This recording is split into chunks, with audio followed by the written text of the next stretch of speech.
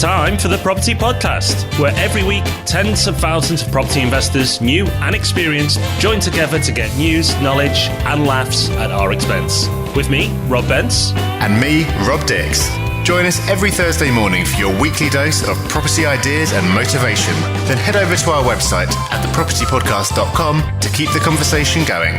Now though, let's get started. Hello and welcome to the Property Podcast. It is episode 87. I'm Rob B. Still with me is Rob D. Well, I hope so anyway. Rob, are you there? I am here, Rob. Phew. How are you doing today? Good. I can't remember having a week this busy for a while, and I'm not used to slow weeks, but new starters, launches of investments exchanging and completing, and then everything else that normally goes on, plus all our yellow letting stuff and hub stuff, means that Monday to Friday has gone, pow, super quick. Hence, we're recording this on a Saturday. Well, that's actually not true, is it? That's more of your exotic backgrounds of where you are. Do you want to tell everyone why we're 24 hours behind? Yeah, so because I'm in the exotic seaside location of Barcelona, we couldn't record because the noise of the crashing waves and the singing birds was just too much. No, actually, there was someone drilling outside my window yesterday, our normal recording time. So yeah, we're recording this a day later than we normally do. But what better way to de-stress after a tough week than recording the Property Podcast? Indeed. And this week we're talking about 5 universal property investment principles. And we're also, Rob, announcing before we get into that something very exciting that we've got coming up for next year. Yeah, super excited. It's not like us to have an announcement. It's not. It's been at least a few weeks. Yeah, we don't like launching things. I wonder why we're busy. Right, so I think we should talk about it, Rob. Next year we've got not one big event, 4 big events. And it's the Property Hub Summit, or Summits. We've got each one for each quarter. So winter, spring, summer, autumn. We've got one for each of the seasons. There's only 4 events. And let me give you a bit of background on what it's about. At each event, the day-long event, we'll be inviting just 20 people. It'll only ever be 20 people at each event. So only 80 across the entire year can take part in this. We'll invite 20 people into a room with Rob and I. And we're going to go round the room and really focus on every single person's strategy in the room as a group. So you're not just going to learn from Rob and myself, but you're going to learn from other investors too. And if you're new, then what a great way to accelerate your success by coming along and learning from people who've been there and done it. So we'll go around the rooms. Rob and I will give you our insights. We'll give you projects to work on moving forward after the date. So it's not just a session to get you motivated and then 3 weeks later you've done nothing. There'll be follow-up sessions to it as well. We're super excited. This actually is replacing the Property Hub Plus. We found that this part of the Property Hub Plus is the most popular, the mastermind groups. So that's why we're launching it. And the Plus stuff's becoming free, as you know. And these events next year, not for profit whatsoever. There is a charge, but the reason we're doing it is just so we can keep the hub open. We won't be making any profit off this. It's just literally so we can keep the doors open on the hub, because we don't have sponsors. We don't do any type of commercial activity on there. All the courses have gone free now. So these 4 courses across the year are an amazing way for you to accelerate your success and support the hub. Yeah, exactly. And we wanted to do it in person and make it a really intense day because it's going to be the absolute best way of accelerating your success. And we're making it around masterminding and around strategy and things like that, because you don't need to come and sit in a room and have us tell you the real basics. You don't need to come and have us tell you what yield is or things like that, because, you know, all this information is available for free on the podcast. What you can't get from the podcast is something that's completely tailored to you. You can't lay out your situation, your goals, and get advice tailored specifically to you. Not just from us, but from all the other people who are there as well. And we've already opened this up to our Plus members. They knew about this first. And we've got some people who've already registered who've got a lot of experience. So this is not just for people who are new to property. At whatever stage you're at, you could have some kind of roadblocks, or you could be, but yeah, I've done this so far, but I really want to have a vision for where I'm going and know what I'm doing in the next year. That's why we're doing this. And it's going to be exhausting. It's going to be really, really exciting. So if you want to get involved in the Property Hub Summit, as Rob said, there are going to be 4 of them throughout the year, 20 places on each. The first one is going to be right at the start of January. So if you really want to kick off 2015 with a bang, come and join us there. We're going to be opening this up next week. If you want the chance to grab a place before they all go, the best thing to do is come along to a webinar that we're putting on next Wednesday, the 19th of November. And on that webinar, we're going to spend some time explaining exactly what this event is, what the structure is, what you get out of it, answer any questions you've got. And during that webinar, we're going to be opening up all the remaining places we've got after we've announced it to our Plus members. So if you want to register for that webinar, just go to thepropertyhub.net/summit webinar, originally enough. That's thepropertyhub.net/summit webinar. Grab your place on that. Hopefully you'll be able to join us live. If you can't, then we'll send you out the recording the next day. And we would love to see you there. If you can't remember that link, remember the show notes link instead, which is thepropertyhub.net/universal, because we're talking about universal property investment principles. All this episode's links are going to be there. But yeah, we are really excited about this. Well, as we are about everything we do, but we're really excited about this because there's a particular type of magic that happens when you get people in a room together and really start thrashing something out. So we're really excited to do that and see what comes from it. So we look forward to seeing you on the webinar. Of course, the webinar's free. So if you'd like to join us, go to thepropertyhub.net/summit webinar. Sign up for the webinar there. It's free and we'll look forward to speaking to you on the 19th. Okay, news story of the week, Rob. I like this one because it's not just some sensational headline with not much learning from it. It's actually really good. And this is from the website thisismoney.co.uk. Rob, you selected it, so I'm not going to steal your thunder, but I definitely want to comment on it. Yeah, so the headline here is house prices stuck at the same level of 2004 once the inflated London property market is removed. And indeed, it goes on to say how, once you strip out the effect of London, just look at the rest of the UK, property prices are the same as they were back in July 2004. The reason I picked this out is just because it's a theme. We've talked before about how hard it is when you're looking at the media to know what's going on. It seems like one day there's some kind of really dangerous boom. The next day we're all doomed. You just never know what's going on. London is such a distorting effect on the market that when you look at UK averages, it's very hard to actually take anything from it because London has such a large impact, yet it is such an atypical market. And when you go and look at this article, it really rams that home. And there's also loads more interesting stuff in there as well about how the land registry figures are calculated. The company who've put together this report talk about the problems with the way that the land registry figures are calculated. For example, I didn't know that the land registry figures only include properties that have been sold at least twice since 1995, which I actually had no idea about.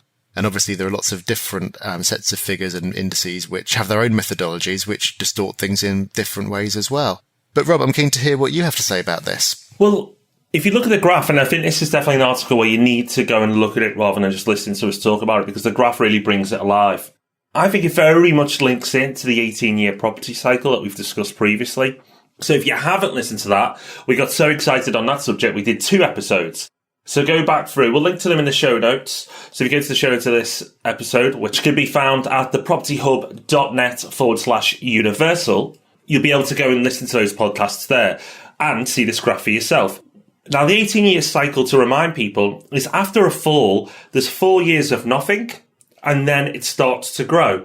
Now, if we're following the 18-year cycle, then we should see 4 years of nothing, and then the last 18 months, 2 years, we should see some growth. And actually, this graph is not too far off that. You can see the fall.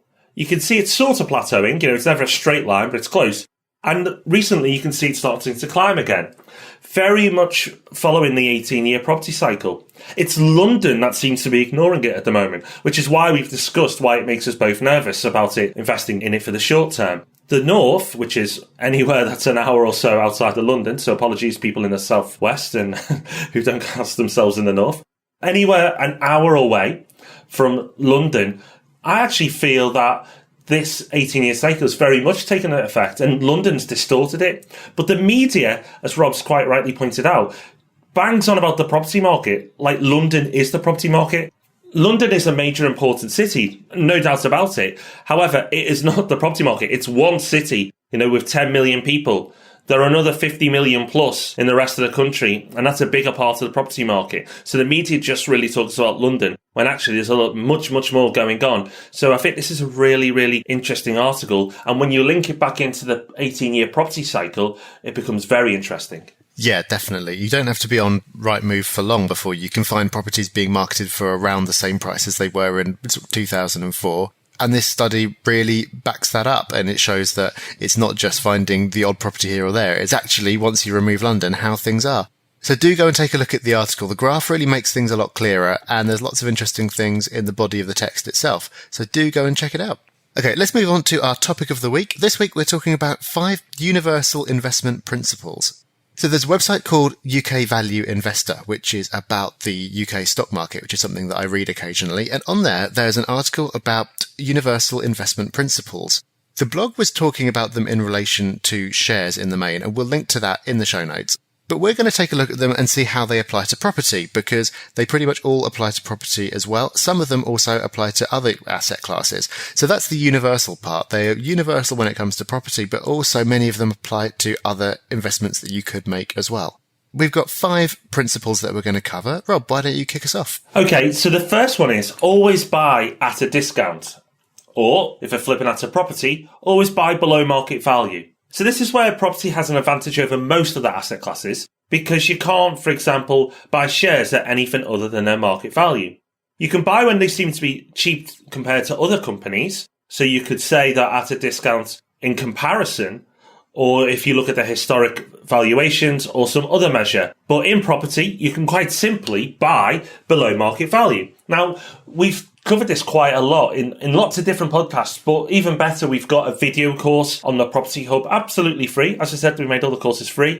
So if you go to thepropertyhub.net, we'll link to it in the show notes for this episode. So that's /universal. Or you can just go directly to thepropertyhub.net, click on free courses, and you'll find it there. So the below market value course is really important, and it teaches you how you can find below market value, what it is and what it isn't, and it's a really great course. But why should you always buy below market value? Well, straight away it gives you a higher return on your cash immediately, because if you buy a property at 100,000 and you're getting it for 80,000, then the rent still should reflect a property worth 100,000. So you have an enhanced rent. You get a higher return straight away. And also, you'll have equity in that property, more equity than you normally would, so that when you come to sell, or, as Rob and I probably would, refinance a year or two later, then you can take that equity and push it back into your portfolio and make it work harder again for you. So buy below market value is something, actually, you should always do when you invest in property. Yeah, people always say that you make your money when you buy. So that does seem to be a sound universal principle, buying at a discount. And another universal principle, well, we'll discuss whether it's universal or not, actually, but always add value is the next one. This is another area where property has an advantage over other assets, because if you buy a share in a company, you can't add value to that. It is what it is. You don't have any control. And if you're investing in art, you certainly can't improve that by scribbling on top and thinking, I can make that tree look a bit nicer. You're kind of limited to what you've got. With property, you can add value very easily.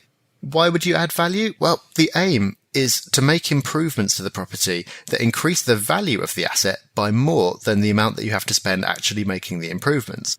By doing that, you're creating equity, which you can then tap into when you sell, or again, like we talked about earlier, when you refinance. A model for big profits then, which a lot of people follow, is combining principles 1 and 2, buying cheap and adding value.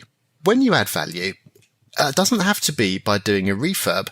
The refurbing is probably the most common way of adding value and the one that comes to mind first, but there are other ways as well. So, for example, if you buy a flat with a short lease and you can extend that lease, that is adding value to the property.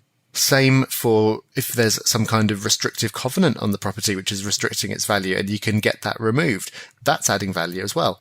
Same goes for getting change of use. So if you can get a commercial property and get permission to change it to residential, getting planning permission for extending or adding an extra dwelling on the land, all these things are adding value.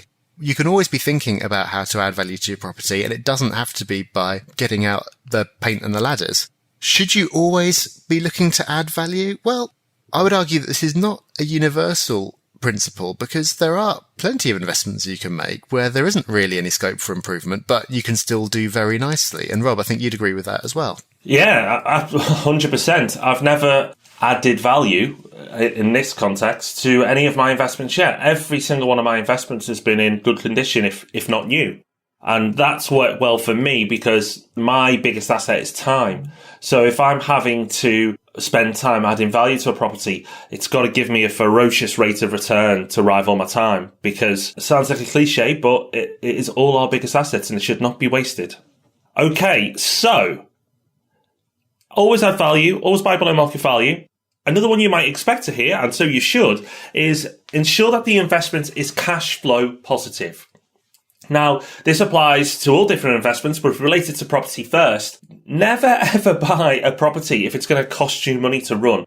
So if we go back to Rich Dad Poor Dad, and I hope you've read that book if you listen to the podcast, Rich Dad Poor Dad, it talks about assets and liabilities. And it says that an asset is something that you buy. An asset is something that you buy that puts money in your pocket every month. And a liability is something that you buy that takes money from you every month. But you can buy liability buy-to-lets, because you can buy a buy-to-let and it costs money after your mortgage, your maintenance, or whatever else are the charges you factored in, that actually you're making a loss each month. You may think you've got an asset, but actually you've got a liability. Because yes, the property market might move up, but as we've seen from the 18-year property cycle, all historic records, that property doesn't continuously move up. It goes up for a while and then it comes down at points. So if you're in a downturn in the market and you're having to supplement your property, then you may as well have bought a flash car, because it's not helping you at all. So always make sure that your properties that you invest in cash flow positive. Now, I know there's certain markets in the world at the moment, Australia being one, that if you buy a buy-to-let there, you will not make any money. In fact, you're going to have to supplement that property each and every month with your own money just to service the mortgage. That is a sign of an overheated market, because that is exactly what happened in 05, 06 and 07, just before the boom. People were buying properties then and they were supplementing their mortgages. They were topping them up with the rent that was coming in because the rent didn't cover all the costs. That's a sign of an overheated market as well. So there's lots and lots of reasons why you should follow this rule. It gives you indications of overheated market. It makes sure that you don't buy a liability. And cash flow is king, because if your cash flow gets out of control the wrong way, then your whole portfolio can get in trouble. That's definitely a sound universal principle, because even if you're buying something with poor cash flow but high potential capital growth, it's just speculation. You'll never get the reward if you get repossessed first. And that's the same across any asset class. Yeah, exactly. And that ties in nicely to principle number 4, always invest for the medium to long term. Obviously, this excludes flipping, which you might say doesn't come under the banner of investment anyway. But if you're buying a property to hold, with the intention to hold, always make sure that you have a medium to long term horizon. And this goes for any kind of asset. For example, a lot of people will have bought Tesco shares thinking, oh, this pays out a really nice dividend. This is a company with a great history. It always seems to be doing well. The next day, there's a massive accounting scandal and the shares lose a huge percentage of their value. It can happen with shares. It can happen for houses. House prices go up in the long term, like the stock market goes up in the long term, but there are dips and you need to be able to ride out those dips. And that's why making sure the investment is cash flow positive is so important. Again, this ties back into the property cycle. And if you know about the cycle, you'll know that there are really great times to buy property and there are not so good times to buy property. And if you know about the cycle, you can improve your chances by buying at the right time, so the market is less likely to blow up just after you've bought something. The thing about property is that mistakes are easy to make, but mistakes are easily forgiven if the time horizon is long enough. In time, property prices do go up. We did an episode in the past about the belief that property prices double every 10 years and actually found out that on average they double every 9 years. If you have a long-term enough view, there are going to be lots of fluctuations over those 9 years, and you're going to overspend on some things, you're going to miscalculate others, but it's okay, because if the time horizon is long enough, all those mistakes will be forgiven. So really important, universally, to have a medium to long-term view. Following on from that, you want to stack the odds in your favour. So what does that mean? Well, there are risks with any kind of investment, including property. You're never totally safe, but you can do a lot to stack the odds of success in your favour. And this comes down to due diligence and good management and systems. A few examples. Get a survey done to make sure you're not having to spend more than you anticipated on structural work. Avoid properties with off-putting factors, whether that's a tiny second bedroom or opposite a nuclear power station. a little bit extreme, but you get the idea. Buy in an area with strong fundamentals. So you're going to have a tenant demand now and a tenant demand in the future. Make sure you employ a good management company who are going to keep on top of the maintenance and keep on top of your tenants and keep it running smoothly so it's not eating up your time. A lot of these things, as you can see, are not solutions to problems, but actually the preventative measures to stop the problems occurring in the first place. And all these things that you can do, like buy properties that are in great condition or are nearly new or even new, those type of properties, well then the maintenance work for the short term, the risk of anything happening is greatly reduced. If you are time poor, then there's lots of things you can do. And even if you're not time poor, there's lots of things you should be doing to minimize future risks. So this also ties into the principle number 1, because buying at a discount also minimizes your downside. There are thousands of properties you could buy, so there's no need to settle for one where the odds are stacked against you. Yeah, exactly. I think that a lot of people get impatient, or they'll fall in love with a particular deal and overlook some of these factors, but there really is no shortage of property you can buy. So it really does make sense to make sure you're stacking the odds in your favour. Overall, a lot of people find property investing very intimidating, but if you stick to these principles, especially number 4, investing for the long term, then you really can't go too far wrong. These are just the basics, of course. There are lots of clever things you can do on top of this to make sure that you get the best return you possibly can, that the demand is strong, loads more that you can do, but you should never lose sight of the basics. So these principles are a really handy framework to remind yourself of when you're going to go into any deal. So rather than getting blinded by the clever stuff, you go, okay, that's all great, but are these fundamental principles in place as well? And if they are, you can't really go too far wrong. You certainly cannot. I hope you found that interesting. We've gone through 5 universal principles there. So whether you are solely on property or you mix it up a bit, there's lessons you can take across all the assets you invest in and make sure you apply the same sort of rules to whatever you do. So the resource of the week, Rob, this one's come from prolific hubster Andy Norman. I'll let you let the cat out of the bag of this one, though. Oh, yeah, let's with pets. You see what he's done there. Yeah, this was recommended by Andy. He was talking about a property that he's renting at the moment and how some tenants who wanted to rent it from him, who seemed like really great tenants, had a dog. And he really didn't know what he should be doing, like whether he should be taking a larger deposit, whether he should be insisting on certain clauses in the contract. Clause in the contract? No, it's not going to work. Or whether he should be doing it at all.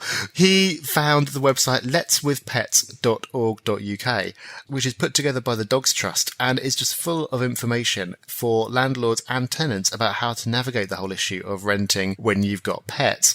So there's lots of resources on there, and Andy said that he used it to find tips like taking a larger deposit.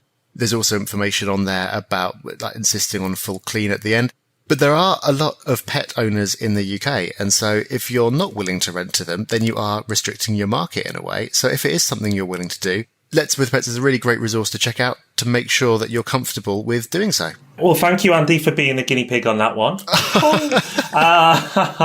It certainly looks like the dog's danglies. Right, okay. Talking about dog's danglies, let's move on to our iTunes reviews.